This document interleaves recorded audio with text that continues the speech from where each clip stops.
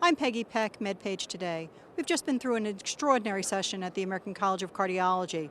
Negative results for the ENHANCE trial, which we knew since January, but explained here in great detail. This study is really a negative study. It provides little new evidence, in fact, no new evidence to support our use of ezetimibe. And we know that in 2006, almost 1 out of 6 prescriptions for lipid-lowering agents were ezetimibe. That's incredible for a drug that was introduced just 4 years earlier. And this study, while not definitive in its own right, sort of highlights for us, reminds us actually how thin the evidence is for ezetimibe with regard to benefit. We know it does great things for the lab result, but whether or not those things translate into benefit for our patients is something that remains not well defined in this study, which showed that it did not retard the progression of atherosclerosis. The addition of ezetimibe to a statin did not retard the progression of atherosclerosis. Is surprising and gives us some pause and makes it, I think, a little less likely that at the end of the day we're going to find out that this is a beneficial drug. Meanwhile, the drug makers, Merck and Schering-Plough, had a very different take on today's results, as Dr. Robert Spiegel explained here at a press briefing. So speaking for Schering-Plough and Merck, I would say that we were very disappointed in today's ACC plenary session. It was not the panel discussion we expected, and it was not a balanced discussion. And we're concerned that it did not serve science well and it didn't serve patients well. We know of no safety concerns regarding Zeti and Vytorin, and certainly none that were raised by ENHANCE. What we do know a great deal about is the value of lowering LDL. And you'll be hearing more about that from the other panelists this afternoon. I just want to emphasize again that the safety of ezetimibe, Zetia, and when it's combined with Vytorin, with Zocor to make Vytorin, can be assured not just because of one comment that was mentioned that the Improve It Trials Data Safety Monitoring Board, their DSMB, recently looked at the ongoing data as an independent data safety monitoring board and found no signals. But we also have experience with over 5 years and over 10 million patient years of experience with these drugs being very widely utilized, and no new safety issues have arisen, and it continues to perform very well with very good patient tolerance and no signals for new safety concern.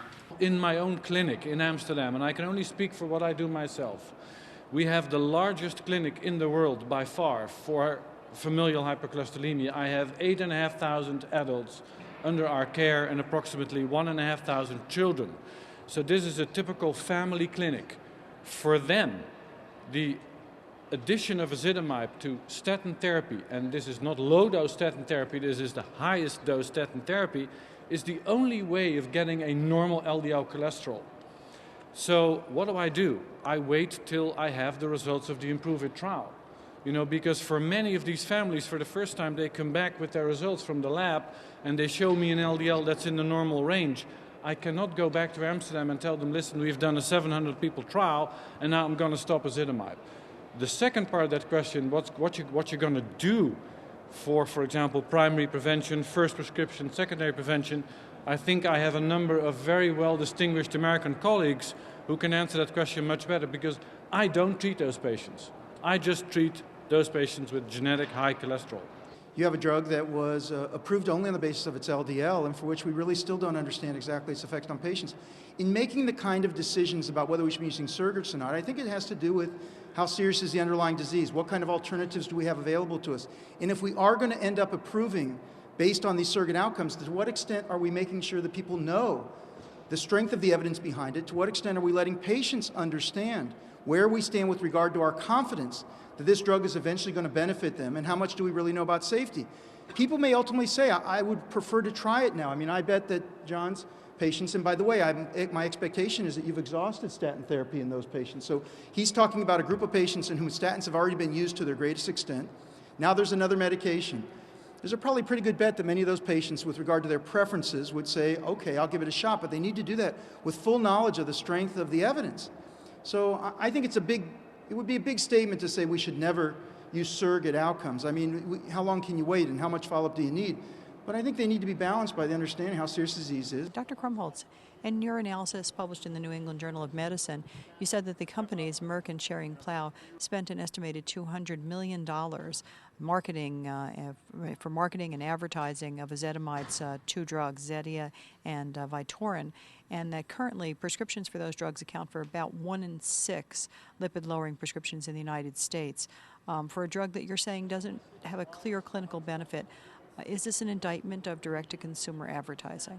Yeah, I think that our message together is that people need to turn back to statins. We're all aware that amid the very aggressive marketing campaign, that people, one, as the Zetia first came out, used it instead of statins, and then as the Vytorin came out, people were using a combination with a lower dose of statins. They hadn't exhausted the statin option. We know that statins are good drugs. We know they reduce risk. And we believe that in general, to get to a $5 billion a year drug, there was a lot of movement towards perhaps premature use of ezetimibe before the statin option had been exhausted. Our strongest recommendation is that people need to go back to statins. Recognize that this is where the evidence is. We need to be evidence-based. We need to recognize where we've got evidence and proof about patient outcomes, and that's going to best guide us to promote the interests of our patients. So the real message here is that we think that there's probably only a small group of patients who really can't get the target based on maximizing statins, and that's where we get to this sort of very difficult decision, but that everyone should, if you were put on this drug before you had an opportunity to be fully treated on statins, then you should see about changing that. There actually was resounding applause at the end of your statement, and I'm wondering what your sense is. That the sense of the cardiology house? Yeah, I think it was hard to tell when I put together this, my impressions of this trial and what comments I was going to make, but I was quite happy to see what really did seem like a quite strong round of applause, which I think really represented that my comments resonated with the audience. I don't think it was so much an endorsement of anything in particular, except that the themes that were discussed, the idea that we really need to stick to evidence, the notion that perhaps amid an aggressive marketing campaign that this may have been adopted to a greater extent than the evidence supported, resonated with the audience. So as we've heard, negative results for an enormously popular cholesterol-lowering drug for which Americans have spent an estimated $5 billion. More to come on this at future meetings. I'm Peggy Peck, MedPage Today.